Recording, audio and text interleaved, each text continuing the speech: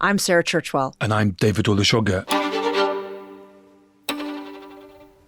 It's just a chilling moment when you realize this story that we've completely forgotten about was the prime cause of a historical trauma and wrongdoing.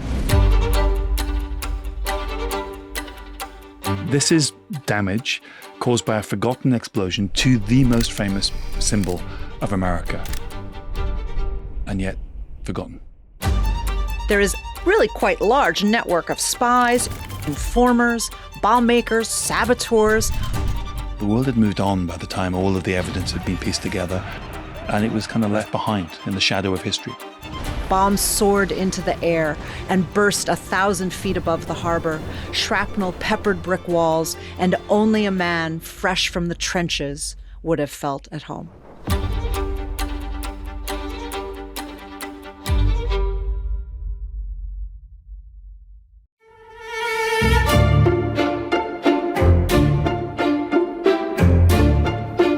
Manhattan Island and the surrounding territory trembled early this morning from the force of two terrific blasts.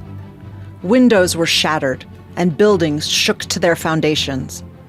The explosion shook the skyscrapers. Clouds of dust spurted from doorways as great sheets of glass came tumbling from the skies.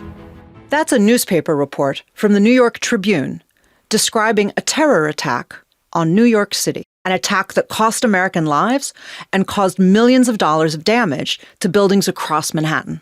It was a terror attack that shocked America. It led to the establishment of new national security agencies, and it helped push the United States towards war.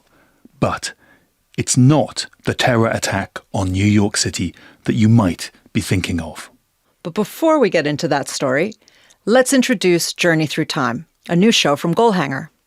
I'm Sarah Churchwell, an author, journalist, and academic. I'm an American in the UK, and I've written books about everything from Marilyn Monroe to American fascism. And I'm David Olusoga. I'm a historian and a broadcaster. I've spent about 25 years making history documentaries. I also write history books on imperial history, the world wars, the history of cities, among other things. And in Journey Through Time, we're going to be bringing you stories from all over the world and across the centuries, stories that reveal what it was like to live through key events in the past, what it really felt like to be there at the time. We're going to be uncovering the hidden social histories behind famous chapters from the past, how they impacted on the lives of ordinary people, looking at things like prohibition in the United States in the 20s and the Great Fire of London in the 17th century. But we're also going to be uncovering forgotten events like the Great Storm of 1703, one of the worst natural disasters in British history. And we'll be meeting some of history's missing persons, these amazing characters who are just not that well known, but whose stories take us into incredible moments. So we'll be delving into events like the scandalous murder of the celebrated architect Stanford White, which was a crime that exposed the dark side of America's Gilded Age. And we'll bring you one of my favorites, the frankly astonishing tale of Anne Bonny and Mary Read, two women who broke every convention of their age to become female pirates of the Caribbean during the golden age of piracy. And today's episode, I think, does all of that. It is a forgotten story, that terror attack on New York City.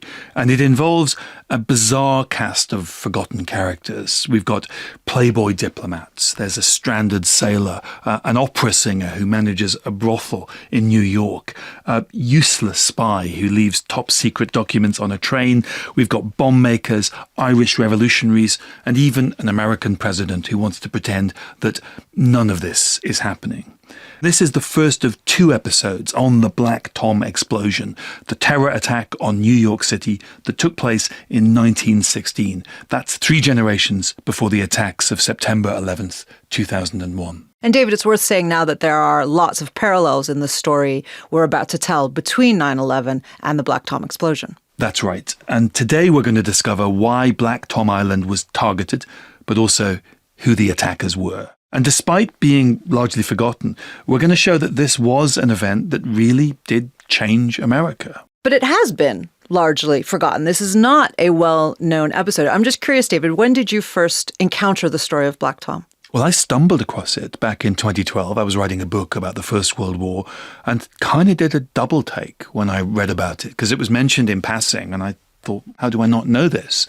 And the more you read about it, the bigger that question becomes in your mind is, how do we not know about this? But it is remarkable that it's been forgotten because it did have all kinds of consequences. That's right. This is an event that helped invent the notion of what Americans today call homeland security. And it has other consequences.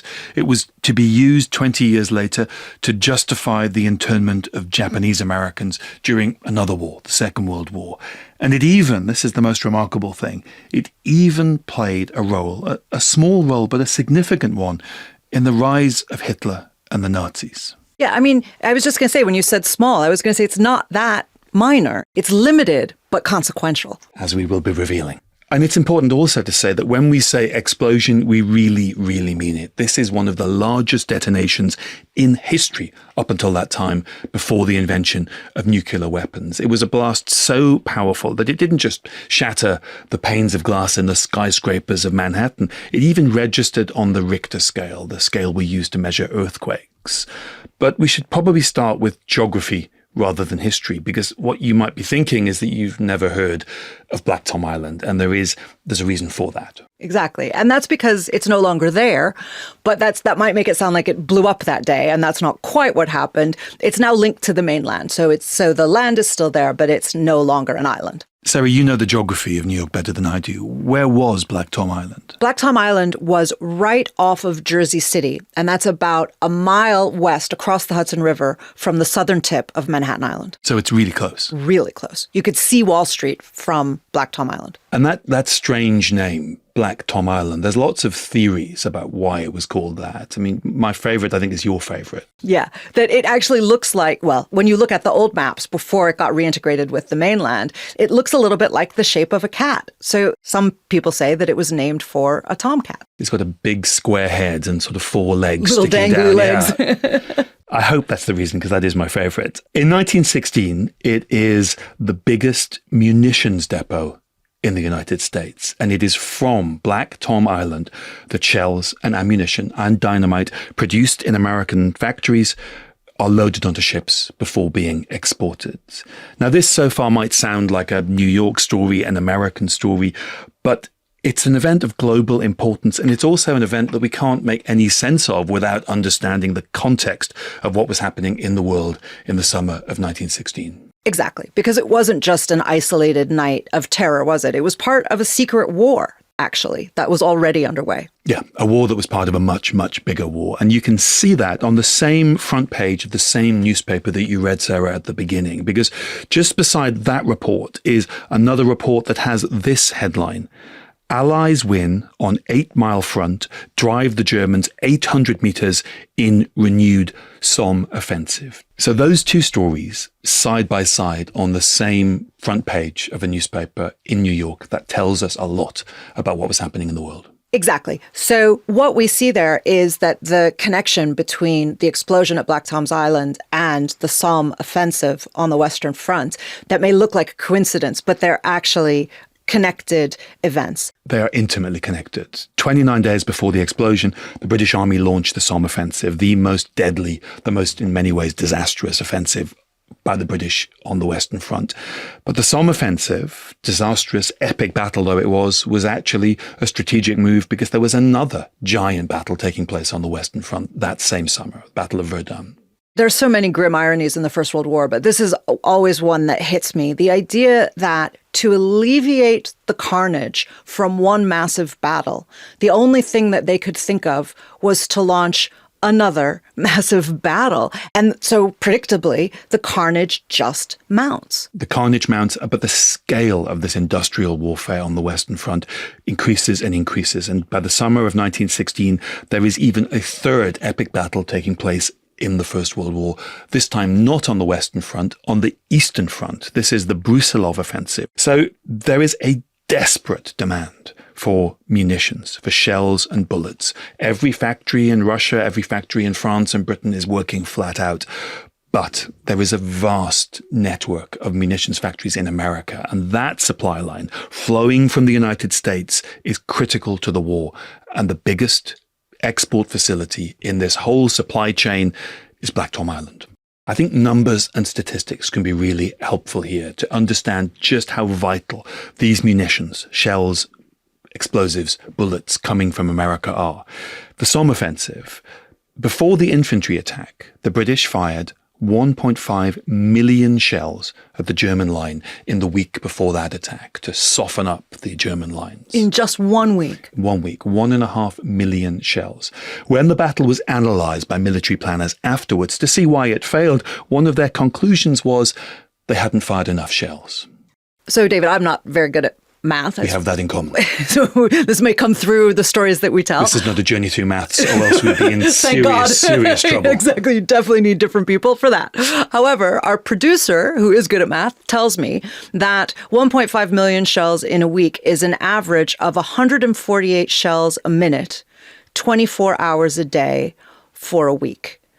For me, anyway, that starts to help humanize that number of 1.5 million, which is so big that you can't really take it in. And it tells you that this is a war that is not just being fought with soldiers, right? It's a war that's being fought with supply chains. What all of those statistics, all of those numbers get across is this is an industrial war. If you do not have access to shells and ammunition, you are dead.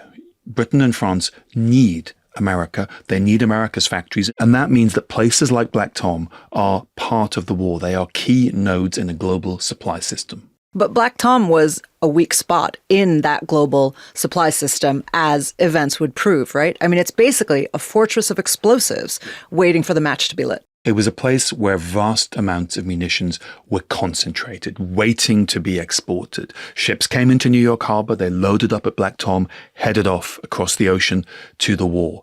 But the process of getting those munitions from the rail cars onto barges, onto ships, that took time. That meant that those munitions, those shells, TNT, dynamite, bad stuff, that all of that is lingering on Black Tom. Right. So it is not a great place to have just beside a city of 5 million people. But as we were saying, America is not supposed to be involved in the war. America, at this point, is officially neutral. That's the contradiction. America is at the center of the global military supply chain, but politically, America is neutral. And the man behind that policy is one of the key figures in our story, President Woodrow Wilson. Now, in 1916, he's been president, for 3 years? For 3 years, yeah. He's from the South. He's from a formerly slaveholding family. And he's one of those figures whose life seems to span too many decades. It's so true. He once said that his first memory was being told that Abraham Lincoln had been elected president, the event that really sparks the American Civil War in the 1860s. And now he's president of America in 1916. And it's safe to say that his family of Virginia slaveholders would not have been fans of that 1860s election outcome. Maybe not. Well, I think definitely not. By 1916, Wilson is a sort of patrician-looking figure. He's tall, he's thin, he's got these little round wire-rimmed glasses perched on his nose. Very neat, very orderly-looking man, but he is a very complicated and very contradictory figure. I mean, he's actually a caricature of a university professor. And there's a reason for that, which is that he was a university professor. You would guess he was a geography lecturer if you look at a photograph of him. And in fact, he almost was. He was indeed a history professor. And then before he was president of the U.S., he was the president of Princeton University. So he looks the part. Yeah, he's bookish. Exactly. And he's got these very stiff wing collars. And he always looks stiff and disapproving. Yeah, he doesn't look like a barrel of laughs. So you wouldn't go out drinking with Woodrow Wilson. But he's remembered as a very contradictory president in lots of ways, isn't he? Well, certainly in the U.S. he is, right? I mean, it's interesting to me. Europeans, I think, are more familiar with his international reputation as an idealist and understand, the role that he played, obviously, in the aftermath of the First World War. But at home, he's a much more complex figure. He was the president who introduced racial segregation into the federal government, for example. And that's why I mentioned that his family wouldn't have been happy about the election of Lincoln. That wasn't a cheap shot. It's because this is a man who grew up with racial segregation as a norm and something that he upheld. But the key thing here, as you say, is that Wilson is a figure who spans these generations. And so he's basically bringing some pre-Civil War racial politics with him into 1916. So he's pro-segregation of white and black Americans is the point. And segregationist policies that until Wilson's administration had been local became federal on his watch. He was also opposed to women getting the vote. So he isn't by no means this kind of liberal idealist in all walks of life that he might be viewed as in some corners. So this president who allows segregation to take place within the American federal government, but outside of America, on the international stage, he was something of an idealist. I mean, he genuinely believed that the United States was destined to be a beacon of world peace, that it was an exceptional country. That's true, but it also required a great deal of willful blindness, right? He had to literally close his eyes to the political realities, the racial violence, the class violence that was on the ground in the United States at that time. And we have to recognize that contradiction.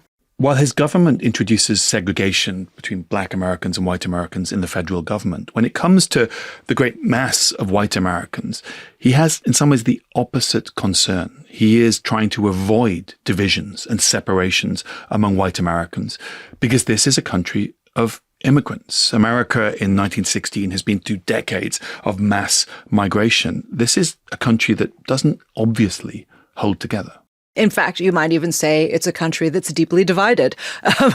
Which was exactly what us divided. I often say that this is one of my favorite lines is that any country that calls itself the United States is protesting too much, and that's certainly true today. But it's no less true a century ago because these immigrant communities didn't necessarily sit side by side comfortably with each other. And they certainly didn't map neatly across the alliances and the divisions that were fueling the Great War across the ocean. Yeah, this is a country in which millions of Americans were born abroad, or their parents were born abroad, and they have strong allegiances to the countries that they come from.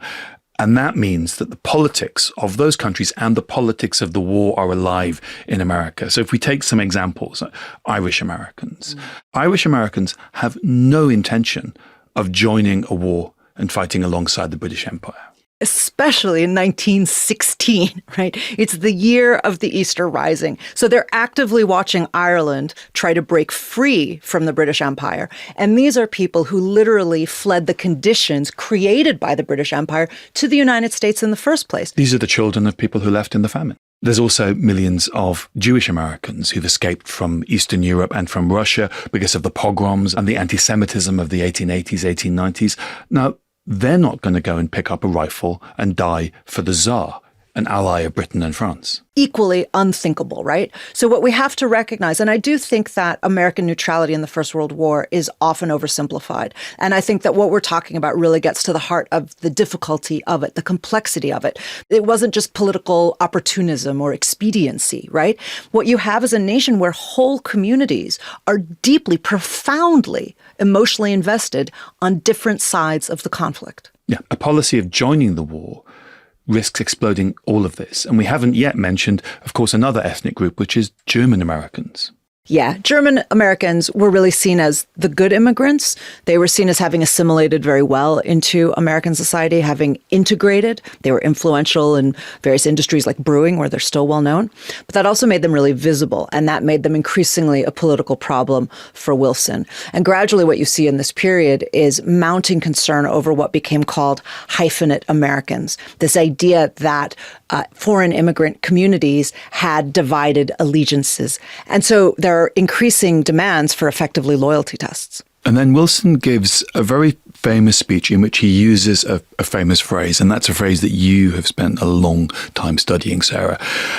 And that is to ask whether these Americans who have loyalties to other nations will, when it comes down to it, whether they will put America first. And that's the phrase, right? America first. It is a phrase that was first popularized in this context in 1915, a year before Black Tom, in a speech that Wilson gave about addressing these mounting concerns about hyphenate Americans, about whether they were real Americans or not. And the way that Wilson put it was, he said, he demanded that immigrant communities stand up and state explicitly whether, he said, is it America first or is it not? And at that point, America First became an incredibly popular phrase. It basically dominates American political discourse for the next decade. Then it kind of subsided, and then it has a resurgence around World War II when it was used to talk about whether America should enter the Second World War. And then it went into abeyance for a long time until it made a dramatic reappearance in the 21st century, which listeners will be familiar with. So neutrality for Wilson, I mean, there's lots of reasons for it. You don't need many good reasons to want to stay out of the slaughter of the Western Front, but it is also a way of trying to keep this strange, complex nation together. Yeah. So Wilson liked to present neutrality as part of his idealism, but as we're saying, it's a deeply pragmatic answer to an almost intractable problem. And there's another layer of complexity here, which is that America was neutral, but America is still selling arms. And the challenge here is that to be neutral, you in theory would have to say that you don't support either side, you don't favor either side. Now that was true in theory, but it wasn't true in practice. America would sell arms to any country that had the money, but only one side in the war could get access to American arms, and that was the British, French, Russians, the Allies. And that is because of the British, who I think it's safe to say have always loved a blockade. Yeah, British strategies since the 1750s, since the 7-Year War, has been pretty much the same. If you get involved in a big war in Europe, you set up a blockade. Now, in 1914, when the war starts, the Royal Navy is still the biggest navy in the world, hard to believe now. And Britain controlled the shipping lanes. Britannia still ruled the waves. And they were in a position to prevent Germany and her allies from importing arms, food, explosives from America. There were literally warships off the coast of America to intercept any German ship that was trying to get American munitions across the Atlantic. So America could say, we're neutral, we don't favor either side, anyone's welcome to come and buy the product of our factories, but only the Allies could actually do that. Because the one thing that America is never neutral about is making sure that it can make a profit. And so if it can only make it from the Allies, that's fine. What it means, though, in practice, as you're saying, is that neutrality was very much tilting in one direction. Yeah, it sounded great on paper. In theory, America didn't favor either side. In practice, only one side could buy American arms. And all of these things, this global arms trade with American factories pouring their weapons across the Atlantic into the armies of the Allies, and these questions about hyphenated Americans, loyalties, disparate communities, all of that comes together in New York City. And the key thing for us to remember is that because of this blockade, Germany is completely cut off from munition supplies, but Black Tom is right there, sitting and waiting. Black Tom is in the center of a city with a large German-American population. It's in the center of a city where all of these pressures about loyalties, all of those are concentrated in this city. And as we'll be revealing after the break, the Black Tom explosion was part of a campaign of espionage and sabotage launched by enemy agents operating within America and particularly in New York City. So they turned the melting pot into a pressure cooker that was literally about to explode. Oh, I like that. Thanks. Join us after the break.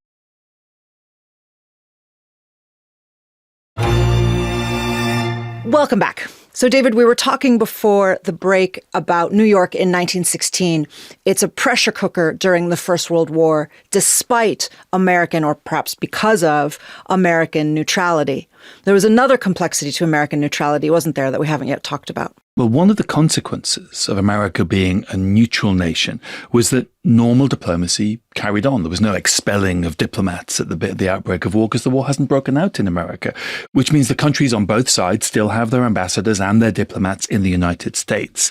But American neutrality, that fact that the embassies are open and the diplomats are still there, means that Germany was able to use its embassy and its agents in the United States for spying and for covert operations. So they're not sneaking in from the outside, they're just kind of operating in plain sight. Yeah, because Germany is not an enemy nation. Germany is an independent nation that America is not at war with. The diplomats are there and they are able to operate freely because they're not under suspicion, because they're not an enemy nation.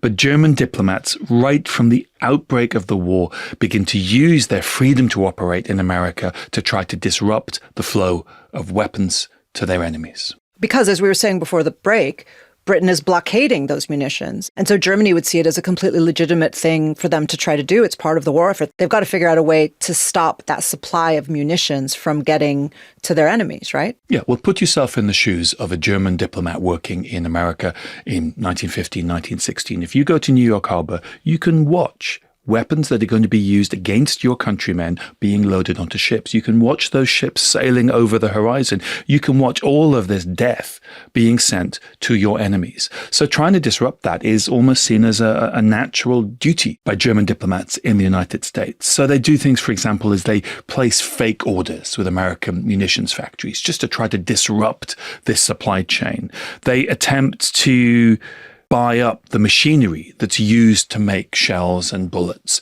to try to stop new factories from being set up to make yet more weapons for their enemies. They come up with all of these industrial strategies to try to get in the way of this flow of weapons from American factories to British and French and Russian armies. You got to admire their thoroughness, right? I mean, we try not to trade in national stereotypes, but there is something kind of traditionally stereotypically Germanic about this, isn't there? They're thinking it all the way through, not just gathering intelligence, but figuring out how they can disrupt an entire industrial pipeline. Yeah, they're looking at this huge network of factories, of railway depots, of ports like Black Tom, and seeing how can we stop the flow of weapons.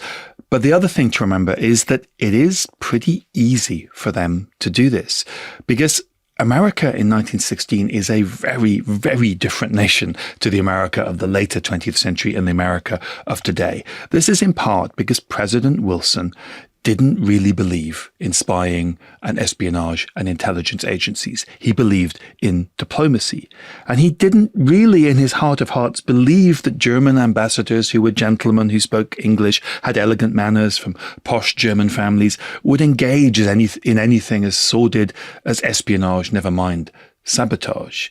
And he didn't really even want to believe that German Americans would choose Germany over America and help German agents in the United States. Which is an ironic point, given how much shouting everyone was doing about the potential disloyalty of hyphenate Americans. I mean, he'd literally just demanded that everyone say if they were putting America first. And then it's as if he couldn't bring himself to believe that anybody wouldn't. So then he just kind of is like, but then I assume everybody does and we can all get along now. There's a huge gulf between the rhetoric and the speeches and his attitudes. I think he genuinely struggles to think that anybody in a German community in New York or in the Midwest would choose their old homeland over their new republic. He struggles with that idea. There is something almost naive, for all his brutality in other areas, about President Wilson. And there's something almost naive about the America of 1916, a nation that didn't really have proper security agencies, that saw spying and security agencies as things that Europeans did, a country that had a tiny army, a nation that was inward-looking, that didn't fear the rest of the world, and so hadn't built this military and intelligence infrastructure. Part of the reason for that, wasn't it, was because there was still the feeling that oceans were walls and that they were still defending against 18th century notions of invasion without recognizing the way in which war had industrialized, and that the coming of steamships, the coming of all of these pipelines that we've been talking about, and indeed eventually, aerial warfare, that all of that meant that the gap between the US and Europe had shrunk and they kind of hadn't noticed. Yeah, Europe was a continent of borders. Nations had built up not just big armies, not just big navies, but they'd built up security services. America had the Office of Naval Intelligence, and it has a secret service, and it has a military intelligence division, but they are tiny compared to the security services that exist in Germany, in France, and in Britain. So the American government didn't really have the mindset or even really the agencies to shut down or even properly monitor what German spies and German agents were doing in the United States in the first years of the First World War. So the Germans were really able to get away with a fair amount, weren't they? Yeah, the Germans were able to establish a spider's web of covert operations active within America. And at the heart of this, there is a truly historic figure, but somebody that we associate much more strongly with the Second World War than the First. And this is Franz von Papen. I will come back in the next episode to what happens to him after the war. But during the First World War, he is in America. He's a military attaché for the American embassy in the United States. It's really an incredible detail. But we were talking earlier about when we both first stumbled across this story of the Black Tom explosion. Were you as amazed as I was to find Franz von Papen in America in the first part of his career? I mean, I had no idea that he actually spent time there, much less was as important a figure in American diplomacy as he was. Well, without giving too much away, he's somebody I so much associate with the Second World War that I'd never really thought about what was he doing in the First World War. It's like he just popped out. He was always sort of fully formed in the Weimar Republic. It didn't occur to me what he was doing. So it was a bit of a shock to discover he was in America. Back in 1915, 1916, he's in his 30s. Now, he's from a wealthy aristocratic family, hence the von, the giveaway that somebody is an aristocrat in Germany. He's a former cavalry officer. He had a reputation for drinking too much and as a womanizer. And from very early on in the war, von Papen is taking substantial sums of money that are coming from Berlin, being sent to the German embassy in America. And he's using that money to try to do what we talked about earlier, disrupt the flow of American weapons to Germany's enemies.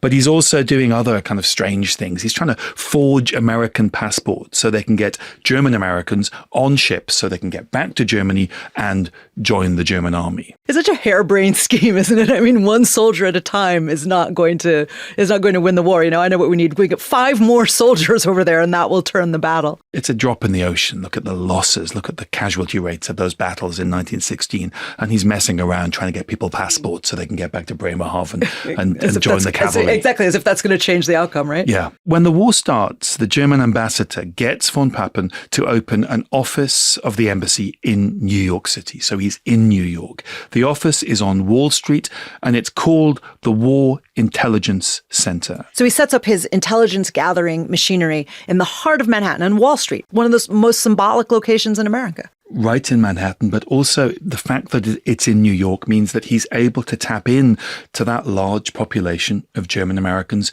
who live in the city. So the fact that America is this nation of immigrants, of hyphenated Americans, that does become an advantage to the Germans. They are able, despite Wilson's naivety, to mobilize quite a number of German Americans to help. They're sending money back to Germany for the war effort, but they're also getting involved in espionage. They're getting involved in these networks that the German diplomats are creating to try to disrupt the flow of arms to Europe.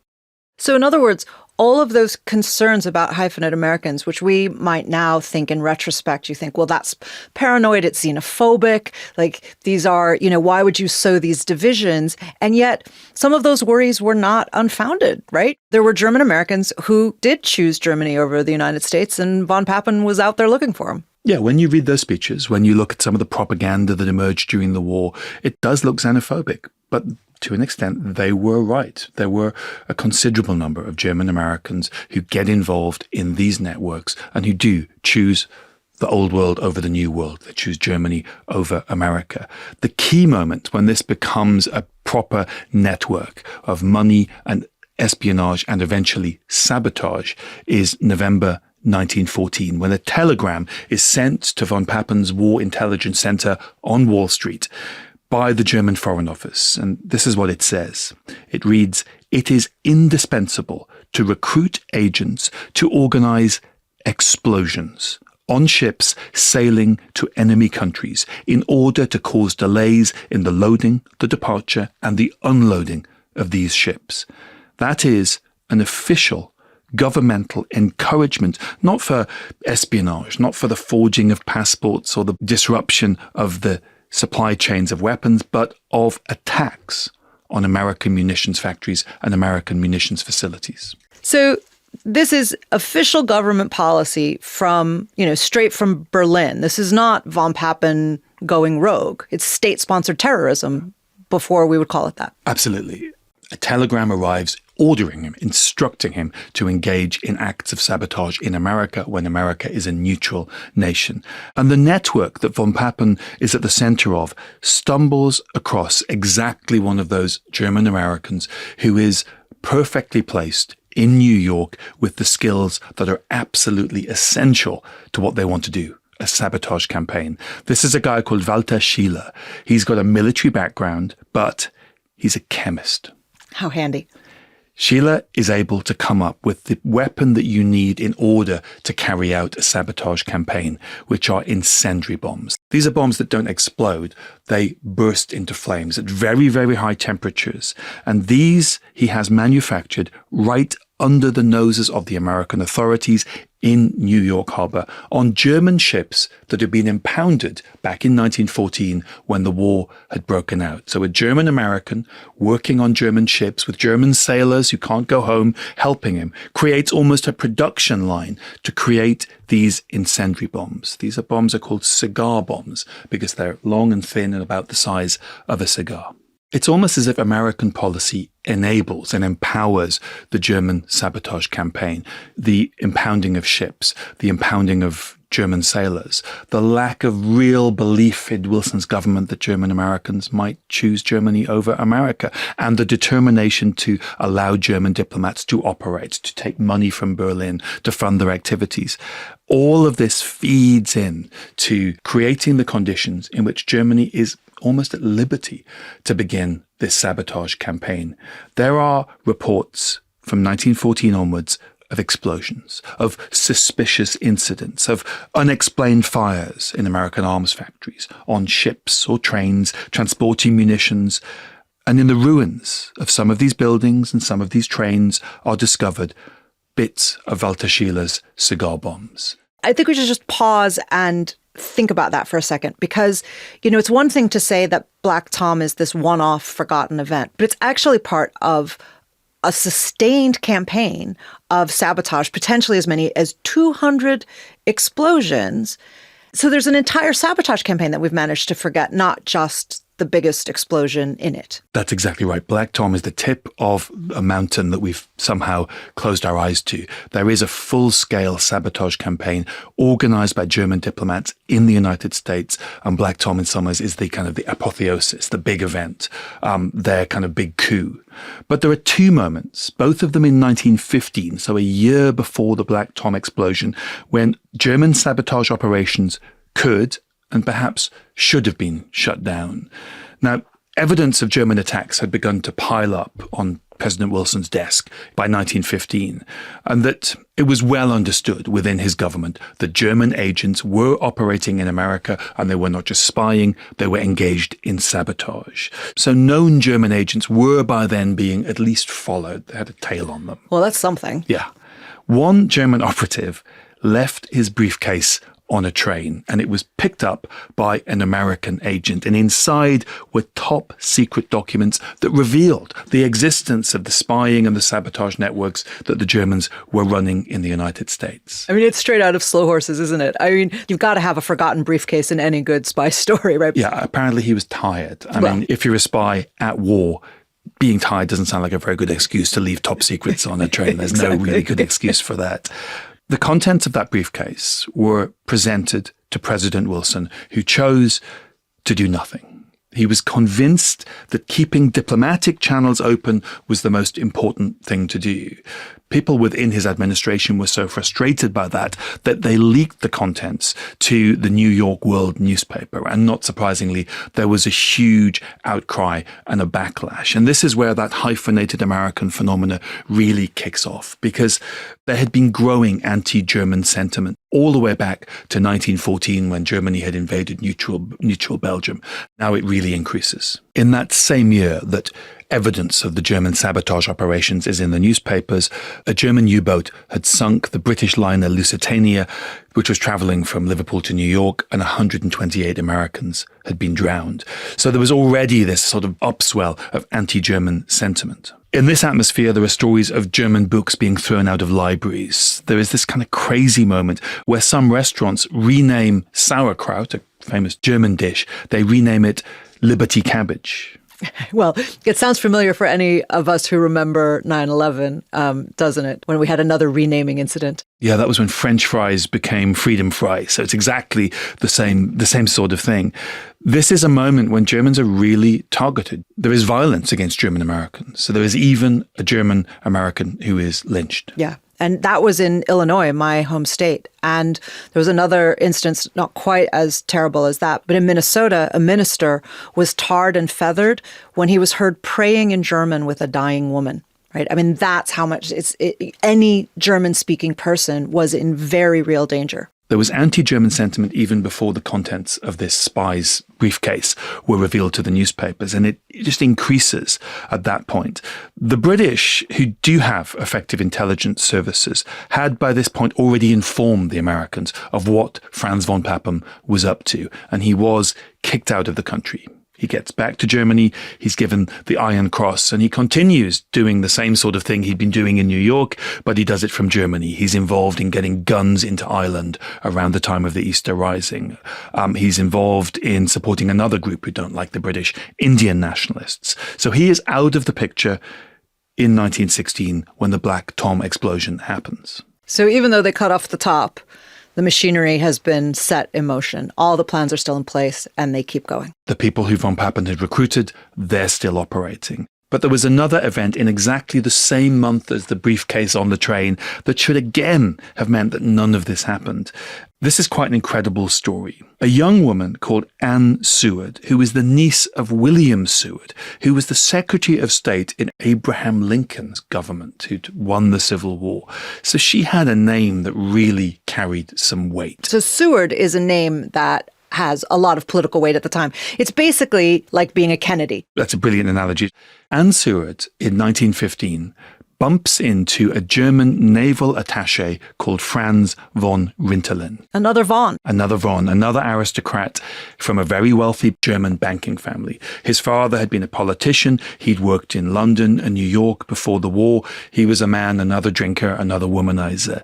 Now, this story is almost an unbelievable stroke of luck for the Americans, because Anne Seward had met von Rintelen before the war in Germany. And in the summer of 1915, she meets him again in America. They bump into each other in a posh hotel. She recognizes him, but he is operating under a false name. He is pretending to be a Swiss businessman. He is a high-ranking German naval officer, got into America on a false passport under a fake identity, and he bumps into one of the few people in America who knows who he really is, a woman who'd met him before the war. And Anne Seward sees it as her patriotic duty to let the authorities know, because she has strong suspicions. She writes to President Wilson, and as you say, like a Kennedy today, her letter has to get onto his desk because she's from such a prominent family. This is what she writes.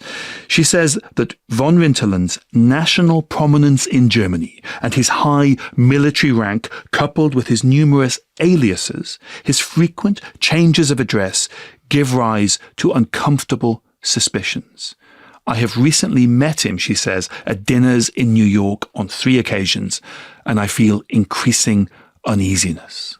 So she's basically saying, this guy's a spy. He's got aliases. He's changing his address. I walked up to him. I said, "Hi, von Rintelen." He said, "That's not my name." She says, "What do you think this guy is up to?" She couldn't be more clear. She even says in the same letter to Wilson that she thinks he is a secret but intimate emissary from the Kaiser.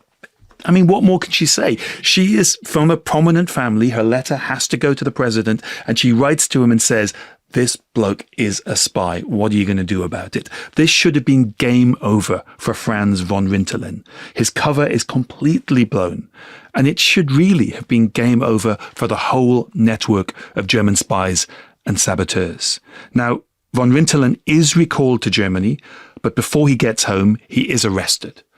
But not by the Americans. Well, of course not, because the Americans don't seem to be able to figure out anything at this stage. The British are the ones who seem to, to be fair, the British recognize that they have enemies, right? And von Rintelen, he tried to claim diplomatic immunity, didn't he? That's right. He's on his way home. He's stopped by the British on his ship. He's arrested, he's interrogated, and he spends the rest of the war as a prisoner of war. So by the start of 1916, the 2 key figures in this German sabotage operation are out of the picture. Von Papen is back in Germany. Franz von Rintelen is in British custody. The problem was that by then it was too late.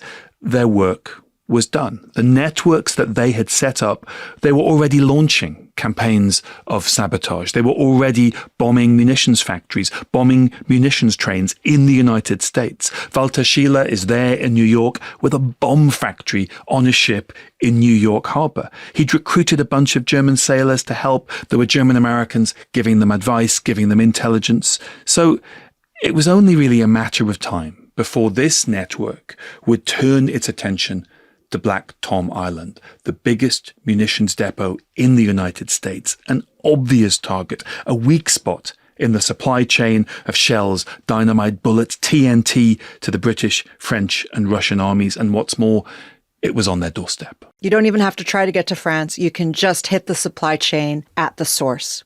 So, David, I guess we're going to leave the story there for now with America's neutrality hanging by a thread. That's right. We'll come back tomorrow. We will meet the bombers themselves, the men who planted the bombs on Black Tom Island, the men responsible for the first terror attack that caused devastation across New York City. So join us tomorrow on Journey Through Time. Thanks for listening.